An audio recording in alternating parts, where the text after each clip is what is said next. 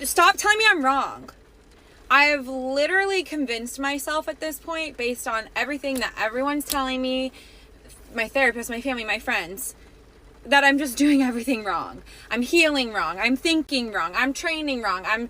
I'm doing relationships wrong. Everything I do is fucking wrong. And I'm so sick of it. Stop comparing. It's not even about comparison. Like, I genuinely just want love in my life so badly. It's literally not about anyone else. It's just about me and what I want. And being fucking over the fact that I don't have it. I, It's me, literally me, not about me. anyone else. It's just about me. It's literally not about anyone else. It's just about me, she says, Camellia. You said that this almost made you cry. Not me. What? Why? She's 29 years old. She can't find no man, but she says it's literally about no one else. It's just about me. Camellia, your reaction? Sure. And I think that the place where she comes from when she's saying that is that she's like, she's not trying to say that other people should do something or whatever. She's just like, I've done all these things, this is like, what am I doing wrong? She's done all of these things that she thinks she's doing to meet all of these expectations, the things that she's been told by society and her family and the people around her, and nothing is working. And yes, there is that, that this is all about me sort of thing. But I think that it comes from, I think, a place of desperation, and you just don't know what to do. And, honestly, when she's talking, this is not like a new sentiment to humanity, because the first thing that popped into my head when I'm listening to her is the Queen song. You're like, I just want to find somebody to love, right? That is that is common to man, with men and women. But there are a lot of times you're not addressing what I was inferring. Yeah, I know. So, well, I know you're not. So I do think that, the other thing that I immediately thought of is that, she talks about doing all of these things, how that she's worked on herself. She's gone to therapy. She's like done all of these things, and it hasn't helped. She's got a career. She's independent. She's successful. She's like, she was lied to, Camellia. I know she was healthy. She's in shape. Like, she's checking all the boxes. She's a pretty girl too, 29 years old. But she has been set up for failure. And in how, the expectations that society has set for her, and teaching her what she can expect. Because I think that she's been so wrapped up and so focused on all of these things that, it just is, it makes it a lot more difficult than it should be. And it's already difficult. Before I go off, Queen, what advice would you have given her? The first advice I would give her would be to stop therapy.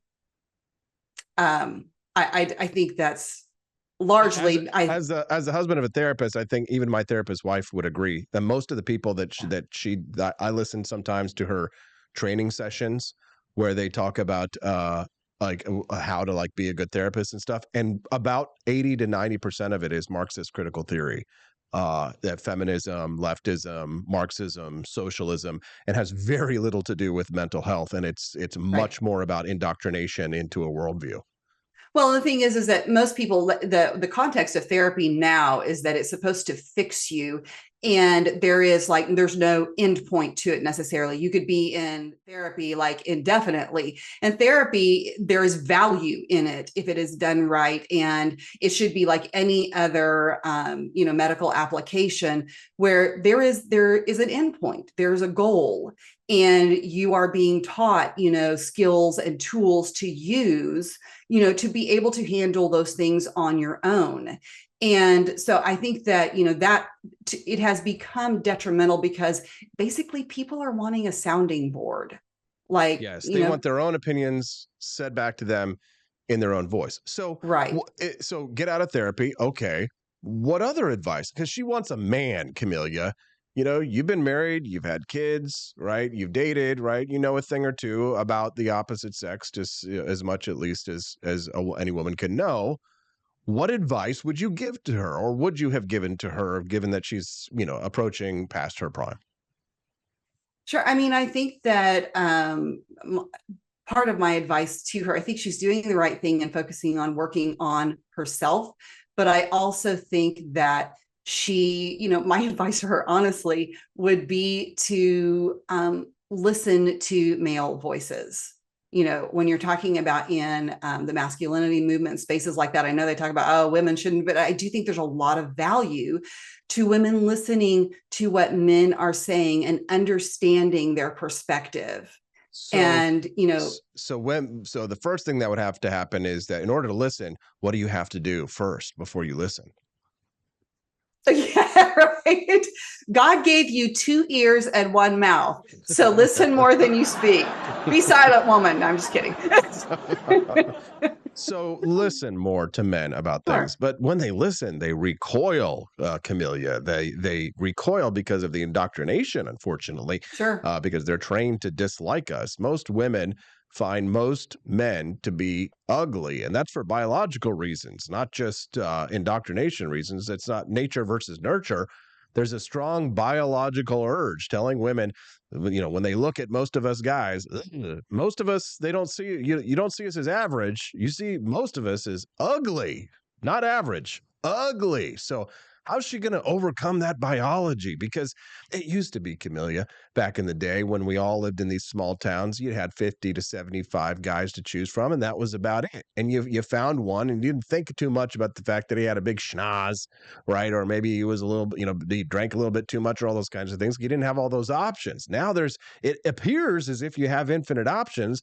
But when you take the female delusion calculator, we gave you that one that test, I think, once on this show. Yeah, we did. We discovered that the pool is infinitesimally small of men that actually meet women's standards. It's just, I do feel bad for women. I'm not going to cry watching your video when I see things like that, because many of these problems are of their own making.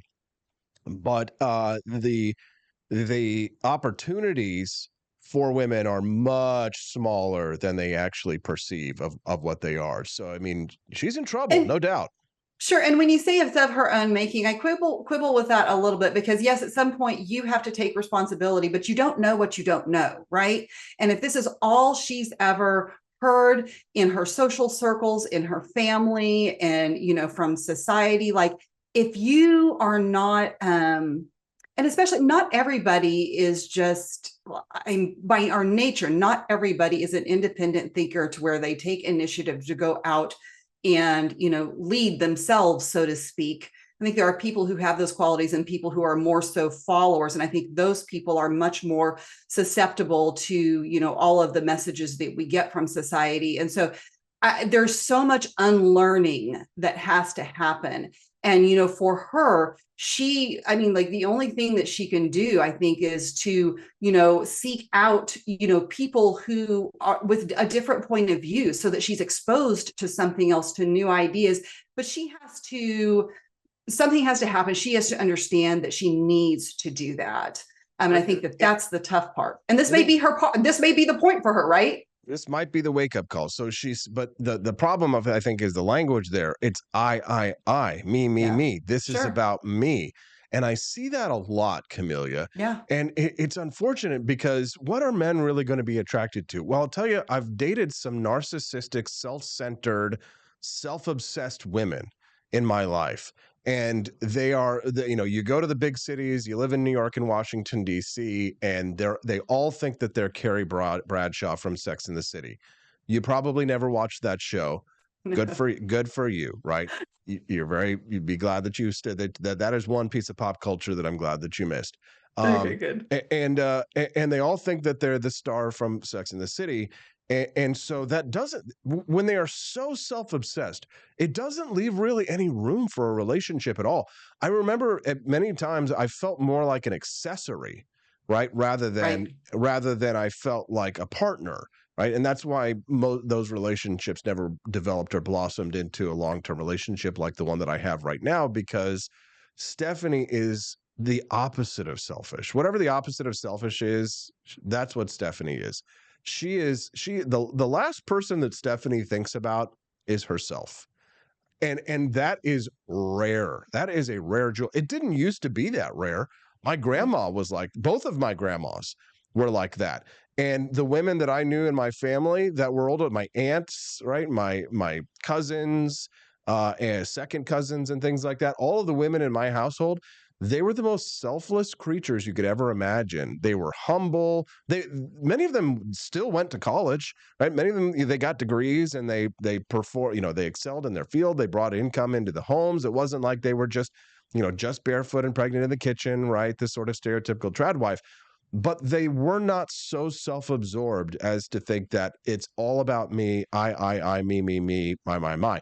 Something has changed. I mean, because I know that as a man, I can't have a woman and also be completely self-centered and obnoxiously narcissistic, because I'm programmed as a man to produce for more than just I have to produce more resources than I eat, so that there's excess for the family, right? But like somewhere along the line, women have been, what do they call it when you go to the pet, spayed or neutered?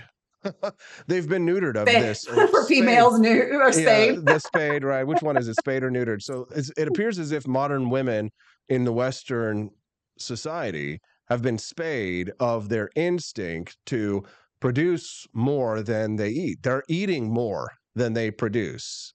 Am I off base here? Well, and I think the double-edged sword of what you talked about with a relationship, and is this idea culturally that we have to find somebody who completes us, that we are not complete without another person, which I think is so terrible and damaging to a relationship, because it sets these expectations and places a burden on the other person that ends up being destructive. And the thing is like, but at the same time, we do and should be attracted to people who complement us, who, their strengths are probably going to be our weaknesses. I think we look for that in other people. I think that's a positive thing. But if you go into that mindset thinking, I cannot survive without this person, the enormous burden that places on your partner is just it's just in the background. It's not like it's out there and super obvious, but it is an undercurrent that is ultimately destructive. I think we set people up for failure in that sense. But, also when women are, they've got this, I'm so independent and I don't need a man, but deep down, they really do. Like, if you really sit down and talk to women, like, they want those long-term relationships. It's far more rare that they don't. And so I think that they don't know how to balance that societal expectation that's been put on them with that very instinctual feeling that they want that man to protect and care for them. And I think that they've also, in some ways, because we are in such an advanced, decadent society now, we are much less reliant on other people, just by virtue of our technology and the things that we have access to. Until the biology kicks in, Camelia, and says, right, maybe I could use a little bit of help around the world. Well, until the Netflix bill comes in and you have to pay it yourself, and there's nobody to pick up the tab at dinner. Camelia, yes. I got to run. My next guest is coming up here in just a few minutes. Is there anything else you want to share real quick, plug before we let you go? Nope. I would just say, ladies, take a step back, and it's okay to be vulnerable, because I'm here to tell you, like, sometimes, I was just thinking the other day, like, I'm just tired. Like, no desire to be like, I have to do all of this career stuff on my own. I know that, there's women out there who feel the same way, and you got to do what you got to do, and you should be capable of that. But it's okay to say that it sucks sometimes. Yeah, well, just stop saying it on TikTok with tears in your eyes, because it makes me just feel less. Yes, absolutely. Okay, Camelia, thanks so much for that. We look forward to seeing you on Thursday, okay? Have a great day, everyone. All right, have a great day.